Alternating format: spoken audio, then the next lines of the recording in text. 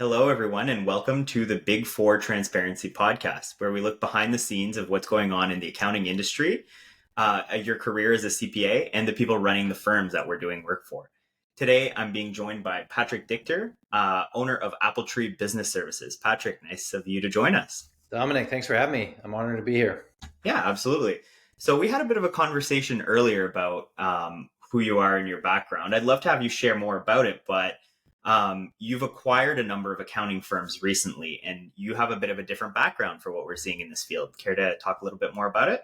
Yeah, I feel like the oddball that snuck into the party here, being on the pod. So Yeah. you have me. I am not a formally trained accountant. I'm not a CPA. So kind of took a winding path to owning an accounting firm. What that looked like, I worked for a digital marketing startup for 7 years, working with small business, and then I did small business consulting for 3 years. And when I was doing that consulting work, all my new clients would have terrible bookkeeping, and I was always referring it out. And then I started to hear about people that buy businesses, and I thought, what if I bought an accounting firm? And the more I looked at that, the more excited I got, for multiple reasons we can get into. But I ended up buying Appletree a little over 2 years ago, and then I've since acquired a couple other firms as well. Awesome. And what was it about accounting specifically that made you interested? Was it really just that you saw how much work you were referring out to, bookkeepers where that was lacking for your customers? Part of the reason I ask is we're seeing a lot of private equity involvement in CPA firms now. We're seeing a lot of outside investment coming into the industry, and it's really interesting to get a perspective on that as someone who's essentially been a part of that. Yeah, that was one of the big factors, is how much I was referring it out. Another was, I think, it's an area to make a big impact on a small business. There's good recurring revenue. There can be good margin if you run it well. And I thought it played well to my strengths of, sales, marketing, recruiting.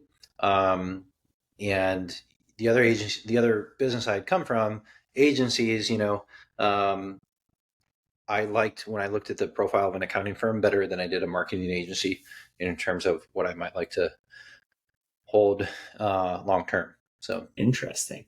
And then with growing by acquisition, how has that been? Has talent retention from acquired firms been good? Is it something that you can really count on to grow kind of both your headcount and, I guess, customer count? yeah, the talent acquisition or retention has been good. I think in the first firm there were 12 people, and a year later, 11 or 12 of those original ones are still there. And then the other ones were smaller. So, outside of the owners leaving, we only picked up 3 people, and they're still with us. So it can be a good way to pick up people, but more often than not, I've heard that, culture changes, things change, and sometimes people just don't stay.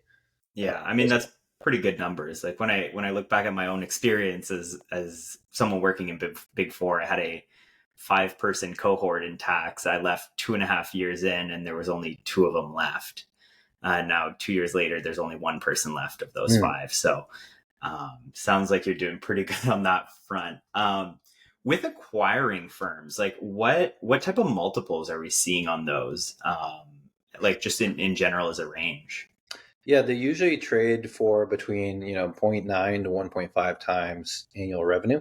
Okay. And these are firms that are doing usually a range of 500K in revenue up to 3 million. That's kind of the typical multiple range that you'll see, 0.9 to 1.5 times.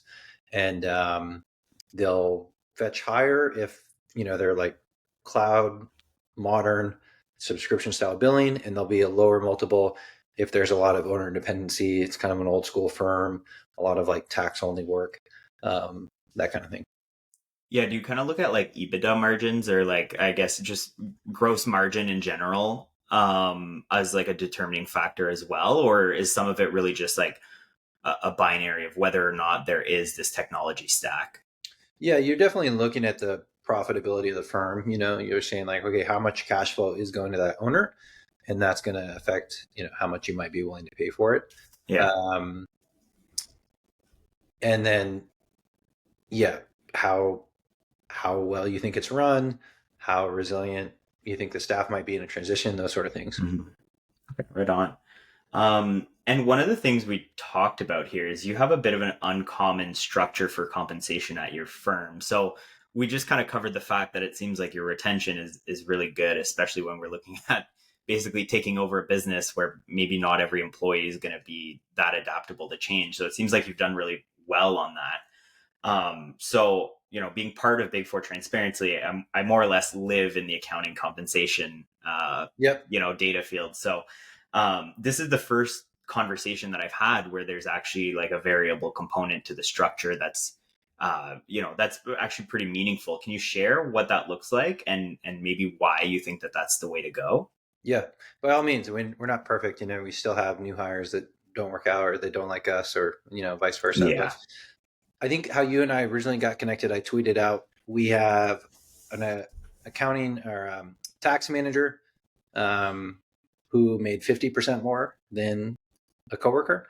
And Yeah. then a staff accountant who made 60% more than their coworker. And that was by choice. So that's kind of what I tweeted out, because we have a production pay model where if they want to take on more work, they can, and they get paid for it.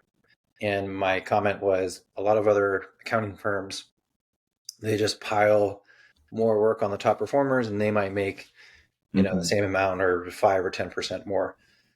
So that's kind of how this conversation got started. I'm sure everyone listening is like, what, how does that work? Yeah. The short version is everybody gets a percentage of the revenue that they complete. So our accounting and tax managers, they get a percent of the tax work that they do, and they get a percent of the bookkeeping work that they review. And then our staff accountants, they get a percent of the bookkeeping that they get done. Now, they still need to be putting out quality work and do it efficiently and be a good team member. But it really incentivizes them to be efficient, serve the client well, and put out quality work that doesn't need a bunch of reruns or revisions. And then that Yeah. way, they can make more. That's awesome. And has that caused like a lot of friction? Like, I know compensation where I was, there was all these kind of political limitations where, it was like, oh, we can't do this for this person because that might like upset some of the other people in their cohort if they found out. And for you, I mean, with a variable compensation model, it's very blatant that not everyone's going to be making the same amount of money. And has that been much of a challenge at your firm, or has it been pretty smooth sailing and people just understand that they get out what they put in? Yeah, it was already in place at the first firm, so Right. I can't take credit. So a lot of this came from the prior owner had been in an association called PASBA, which shares best practices around hiring and comp and tech. Mm-hmm. And they had really pioneered a lot of these things on production-based pay, I don't Mm-hmm. know, 10, 20 years ago. So that was the DNA of the firm. It was like, hey, you come here, you're going to have a flexible schedule. We're not going to track time. And if you do a good job, here's how you can make more. So that was already in place, which I think is huge. If I were taking a traditional model and then trying to convert it, that could get really painful and messy. But Yeah. it's not for everyone. When I interview candidates, some people are frankly scared away by that. As much Yeah. as I try to explain, look, you're going to have a guarantee for the first few months, and then we'll help you make the transition. And I'd tell a staff accountant, instead of making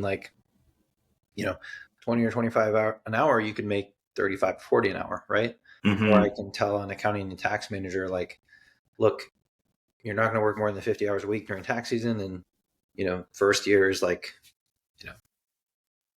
to 110, second year is 100 to 140. Yeah. And it's up to you where you fall in those ranges. And some people are for that. And then some people are like, nope, I just want my guaranteed fixed salary. And Mm-hmm. that's, I don't And know, is okay, it's okay if it's not a fit for you, but yeah, is this a remote first firm? no. Okay. So half our team is in New Hampshire, in New Okay. England, and then the other half is distributed. So over time, we've continued to hire more remote, but Mm-hmm. it's hybrid.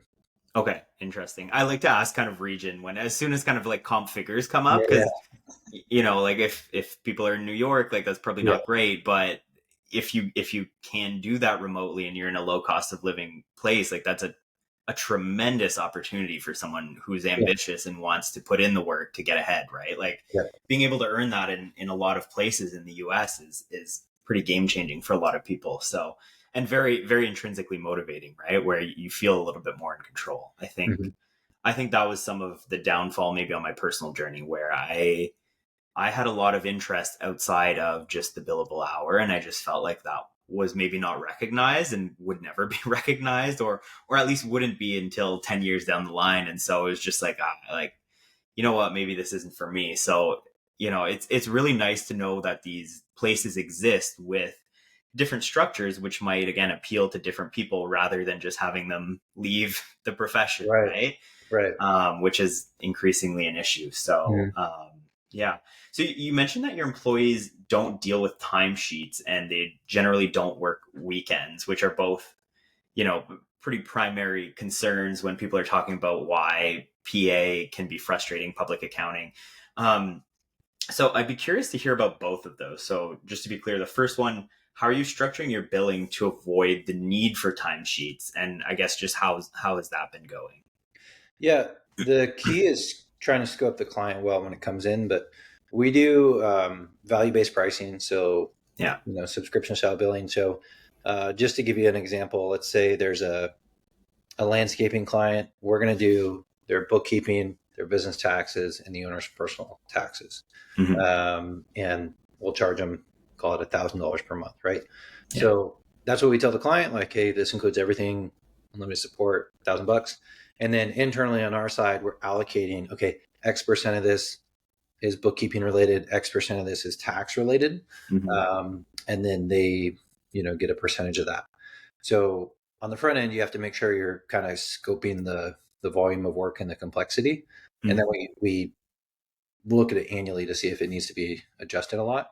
But that's really how we do it and how we track it. And so, a bigger complex client, they're going to get more of that revenue, and then like a small, quick, easy one, they'll make less, but they can get it done faster.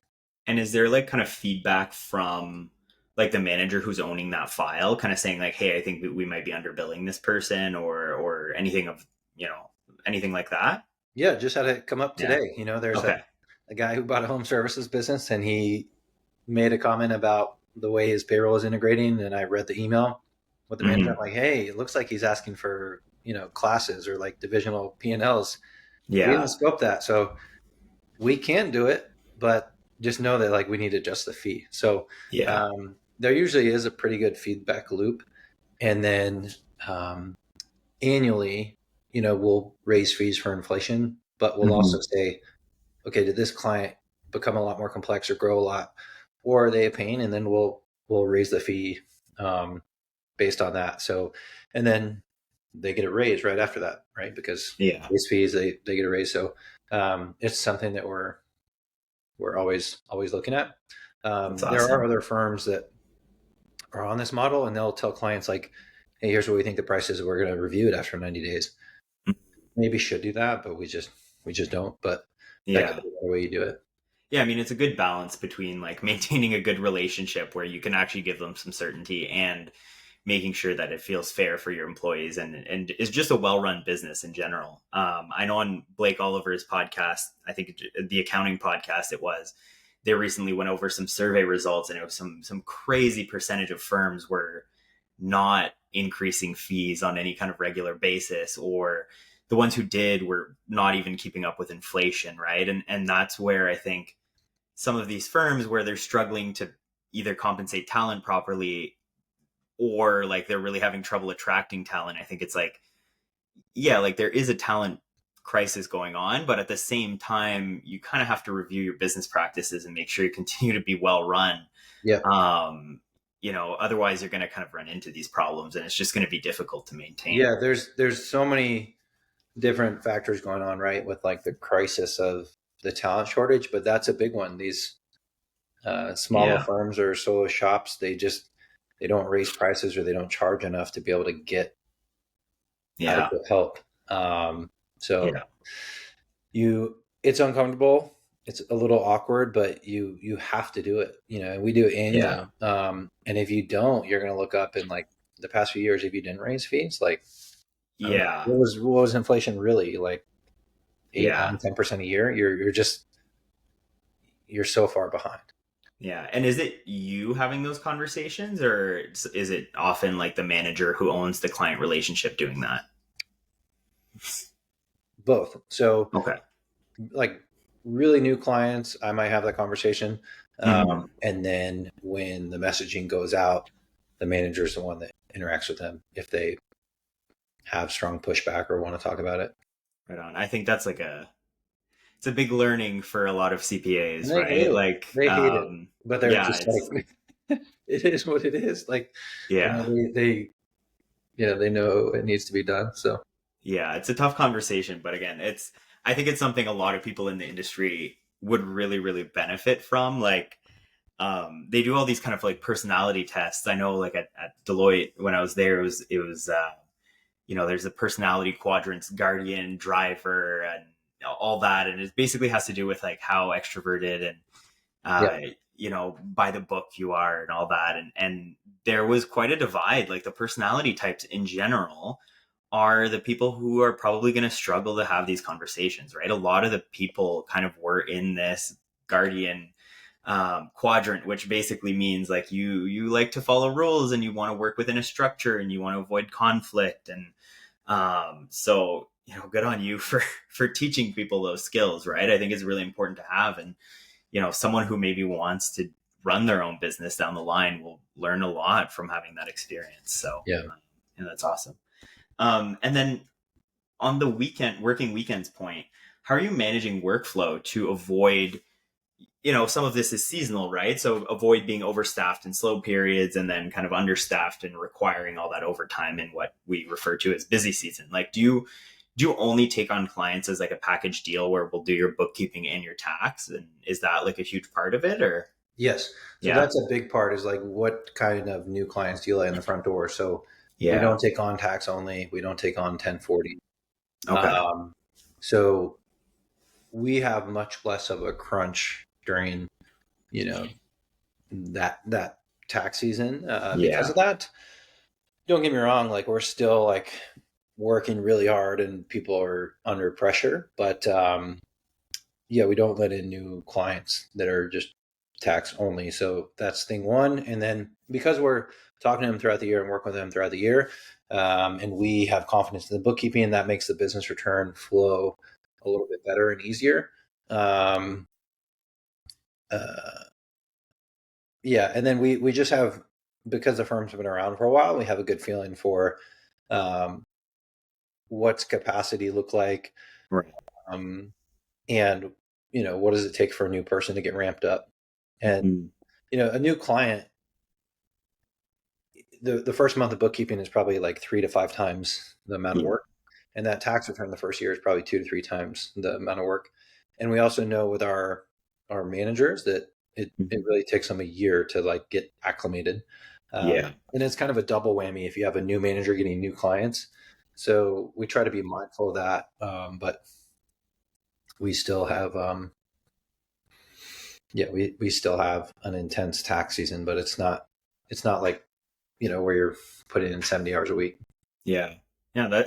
That's awesome. Like the standard is pretty much that, right? Is like for a while you're gonna, kiss your family goodbye and say, hey, I'll see you later. So it's good to hear that there are places where that's not entirely necessary. And I guess, yeah, like you mentioned, by owning the bookkeeping piece is you're not getting that one customer who just brings in like a smelly briefcase and like 40 pictures from their iPhone that they just text you, which is a real client I've had. So, Yes. yeah, so I guess that makes a lot of sense.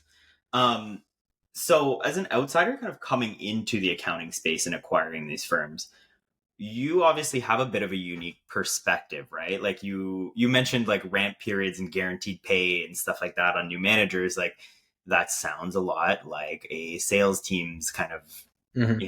lingo. So you obviously have a bit of a unique perspective. So when you're coming into the accounting industry, what is some of the low hanging fruit that you kind of found in terms of process improvement that you were able to address? Like what are some of the things where accounting firms in your experience, like just generally are not doing very effectively and have like room for this business process improvement? Yeah, I think a lot of it stems from like improving your marketing and sales process Hmm. so that you can take on the type of clients that you want and price them properly, right?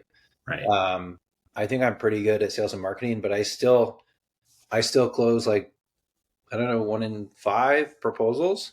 Hmm. And part of that is because like people decide not to move forward, or they're just like, that's more than I want to pay. So Hmm. um, that's thing one is like, if you improve your marketing and you're responsive with the leads, Yeah. you'll price things well, right? So that's a cascading effect where you can um, pay your team and pay for support, etc. I think um, a couple other common themes that I see is like people wait to hire, or they rush hires and wait till the last minute. They're like, oh, can I afford to hire this person? Like the work is there. Like Right. hire two. There's a couple like people on tax Twitter that I'm friends with that have like started firms, and like they're like, should I hire this person? I'm like, and I know they're Yeah. they're drowning in clients and they're making a lot of money. I was like, hire two, because more often than not, like they might not both work out, and heaven forbid, like you hire one and they don't work out, then you're really like um, burnt Yeah. out or not serving clients well. So um, being understaffed, I think, is a big one. Hmm. Um, I think the other thing that I see is just a general like big start stop on improvement in tech. And really Okay. what we try to do is like look for like tiny incremental improvements throughout the year. Hmm. Change sucks, right? And Yeah. it's hard to like do any of these things during tax season, but if you're just like, it'll wait till after tax season, then you catch your breath, and then you have to decide on vendors and like decide what you're going to do. Well, then it's September, October, you have October deadlines, and then next thing you know, you're into the next season. So Yeah. um, if you can make like small iterative change and improvement, um, I think that is a big difference. So Hmm. and we've seen that, like I just had that conversation this week. Like one of our big clients, we migrated from desktop to QBO, Hmm. and client didn't necessarily want to do it. The accounting manager was like, "Why are we doing this?" Like, Yeah. and I talked to her today, and she's like, "Oh my gosh, the client relationship is better because of the way they use QBO, and our processing is faster." And it was because I was the bad guy that was saying like, these people have to be off desktop by this date, and like, Yeah. you kind of need somebody that is just helping implement and drive those improvements Yeah. steadily. Otherwise, like, I just don't think you can fix everything and improve everything from like May to Yeah. November. And has a lot of like the change that you've driven kind of been like movement towards more sort of like cloud solutions to offer more flexibility and control over what you're doing, or has there been anything that you'd recommend that was like really like a key turning point where you thought it really unlocked a ton for your firm? We've changed a lot, and it was a well run firm. Like good Hmm. staff, good processes, but um, I think it depends on just the state that you're in. So we picked a practice management tool. We picked Canopy, and it was like, let's decide in November, and maybe we'll implement after tax season. And then I was just like, you know what? There's so many phases to this. Let's go with this now. Yeah. And we're going to start using like 20% of it, and then we'll implement the rest after tax season. So um, that's an example where I think you can, if you're going to make a big change like a practice management tool, you can implement pieces of it over time. Um, that was probably the biggest shift that we made. It's like implementing a practice management tool, because it's like client info, it's tracking production, it's um, automations, it's tracking our production for compensation, billing, new client portal. Um, yeah, you name it. I mean, Yeah. everything changed when we did that.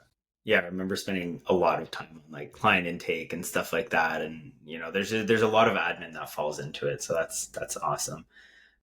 One of the big topics that's got everyone up in arms is kind of the talent shortage, which we touched on a little bit, and a lot of people are talking about these credit hours, 120, 150. You didn't go through the CPA path, so maybe less of interest to you, but I have a bit of a theory on some of this that, a lot of this talent shortage kind of stems from, certain firm leaders who are maybe not managing their firm as effectively. And so when there's that lack of profitability, it's really hard to kind of keep up with where compensation and market rates are going, right? And so I think, your approach to having that variable compensation and just generally kind of relatively aggressive total compensation package is really interesting. But I would love your take on kind of this whole situation as someone who's been hiring. Like, has it been extremely difficult? Has it been a bit of a selling process to even get someone on a new, I guess, compensation platform? Or do you think maybe like the talent's out there, but like they're just not super eager to jump because maybe some firms are kind of lagging behind on compensation? That's a lot. I think it is really hard for us to recruit still. Okay. And honestly, even with our, we'll say like, hey, you're going to have a good team around you. You don't have to bring in new business. Mm-hmm. You're going to have reasonable hours. If somebody has those 3 letters behind their name CPA and they can like sneeze, like Yeah. they're going to be making 100, 120, 140 somewhere else already. So Mm-hmm. a lot of times I can't get that person unless they are looking for a lifestyle change. Right. So what we found success with is, maybe somebody who's been working for a few years will, and they've had some tax experience, will have them get their EA in the first year. We'll pay for the training. We'll pay for the test. There's a $3,000 bonus that we'll give them when they pass. Nice. And the other thing, this takes a long time, but we've had some people start as staff accountants and then they work in that role for a year or two, and then they'll go get their EA and they'll move into the tax manager role. Mm-hmm. I I haven't been through all the testing and everything that's required for CPA. I still think there's immense perceived value once you Mm-hmm. go through that, but if firm leaders are going to have that as a filter for hiring talent, like it's going to be it's going to continue to just be a massive shortage unless we open up to um, enrolled agent or just other career paths versus that. Right. So basically some of the solution for you has been to kind of go outside of just CPAs and Yes. find other people who can do other certain parts of the work, right? Like especially bookkeeping. I don't think you necessarily need any designation, right? You just obviously need an understanding of accounting and just how business works, right? So, Yeah. okay, interesting. That's Yeah. So interesting to for get a us, I take think on. right now we have 9 accounting and tax managers, Hmm. and 4 of them are CPAs, Okay. and 3 are EAs, and then the other ones are like on their way to getting their EA. Okay. Interesting. And as we kind of approach the end here, one of the things that a lot of people who kind of follow the newsletter and just in general on the website are curious about is, how to make partner, what some of the perspectives of people behind the scenes are on who becomes a partner and how that all works. So you don't currently have any partners at your firm, which, as you mentioned, kind of more follows like the revenue share model rather than the traditional partner path. But if you were to promote someone to partner or equivalent role down the line, what do you think you'd be looking for in terms of like unique skills that this person brings to the table or even sort of attributes? Yes, I think the short answer is like if they want a piece of the pie, they have to help make a bigger pie, right? Mm-hmm. So they either need to be a rainmaker, like bringing in a lot of new clients, Mm-hmm. or they need to be somebody who's like excellent at training other staff that increases our capacity, um, or they're bring immense value on the ops and tech side. So those are the things that would make the value there. Mm-hmm. And for me, I'm still wrestling with like if I want to ever have a partner model, because I feel like a lot of ways now we give them that upside early, Yeah. and we give them say, and we give them um, leadership without having to like buy in. Yeah. Now, do we have a little bit more risk because it's maybe easier for them to leave because they're not legally a partner? Yes, we do, but I know that's something that I wrestle with all the time. Uh, if it's worth it. Interesting. So it kind of multiple paths to get there, right? Like Mhm. either yeah, business development side or just being essential like to the operations and just being really able to kind of like improve overall efficiency of the firm. So interesting. Well, thank you very much for joining me. And it was really interesting kind of hearing about you. I really wish you and your firm all of the success in this new year. And is there anything you'd like to plug, somewhere to be reached in case anyone is interested in what you do or might be interested in working with you? Yeah, I appreciate you having me on. I think it's awesome what your content is doing, and hopefully more people will have more opportunity Thank you. um, within this field. If you want to connect with me, yeah, happy to chat on Twitter or LinkedIn or the internet, wherever you find me. And yeah, I At Patrick Dichter and on any of them pretty much? yes, yep, Perfect. find me on those platforms, and happy to chat. Perfect. All right. Thank you so much, Patrick. Thank you. Bye.